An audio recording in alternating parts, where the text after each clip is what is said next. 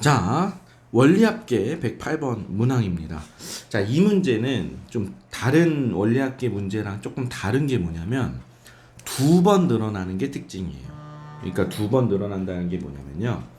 일단은 그 연봉의 일부를 적립을 하는데 적립하는 금액도 5%씩 증액을 하고요.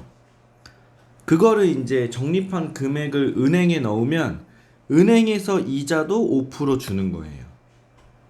그래서 요 두 번 늘어나는 거를 좀 특징으로 볼 필요가 있습니다. 자, 21년부터 40년까지면 총 20년 동안 적립을 하는 거니까 선생님이 이렇게 표현을 할게요. 그러니까 요 1은 2021년을 의미하는 거고 20은 2040년을 의미하는 겁니다. 자, 그럼 처음에는 600만 원을 적립을 했어요. 근데 언제 적립을 하냐면요. 매년 초에 적립을 합니다. 그러니까 600만 원을 1월 1일에 갖다 주는 거지. 그러니까 1년 동안 착실히 우리 은행에 맡겨준 겁니다. 라는 의미가 되기 때문에 이자를 받습니다. 자, 선생님은 이자는 파란색으로 표시할게요. 이자를 5% 받아요. 그러면 1.05가 곱해지는 겁니다. 자, 자리가 없어서.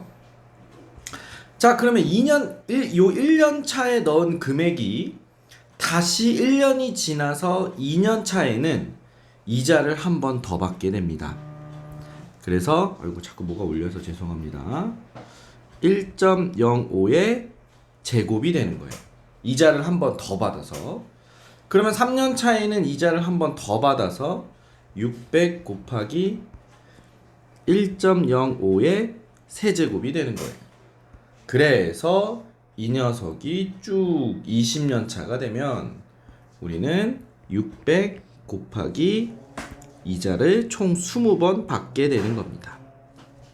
자, 이 적립금액이 의미하는 거는 뭐냐면 1년 차 때 넣은 입금 금액이 1년 차에 넣은 금액이 이만큼 불어나 있습니다 라는 거예요. 자, 그럼 이제 얘는 매년 적립하니까 1년 차에 넣었고 2년 차에 또 돈을 넣겠죠. 근데 여기서 중요한 거, 보통 적금은 매번 똑같은 금액을 넣는데 얘는 그 넣는 금액도 늘어난다고 했어요.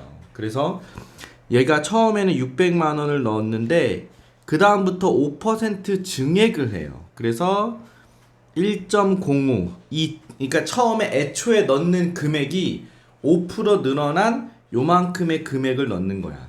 근데 이 금액을 초에 넣거든요. 그러니까 이자를 또 받아요. 그래서 이자를 받으면 1.05가 또 곱해지겠죠. 그래서 결론적으로 2년 차 때 넣은 금액은 그 해에 600 곱하기 1.05의 제곱이 되는 거고요. 3년 차 때 되면 또 1년 동안 있었으니까 이자를 받겠죠. 그래서 600 곱하기 1.05의 세제곱이 되는 거예요. 얘도 세제곱이었는데 얘도 세제곱.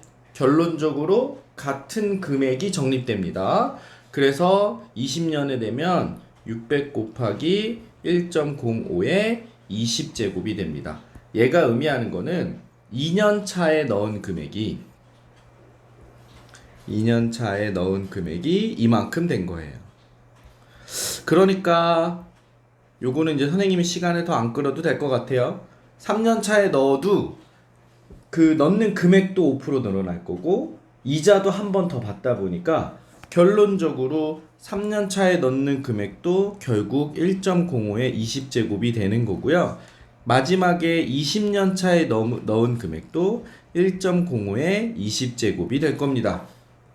그러면은 우리는 총 이렇게 600 곱하기 1.05의 20제곱이 매해 20년 동안 넣었기 때문에 600 곱하기 1.05의 20제곱이 총 20개가 있겠죠. 그래서 이게 그 해에 타는 연금 총액이 원리 합계가 되는 거고요. 1.05의 20제곱은 2.7로 계산하라고 했으니까 600 곱하기 2.7 곱하기 20. 그럼 요게 54거든요.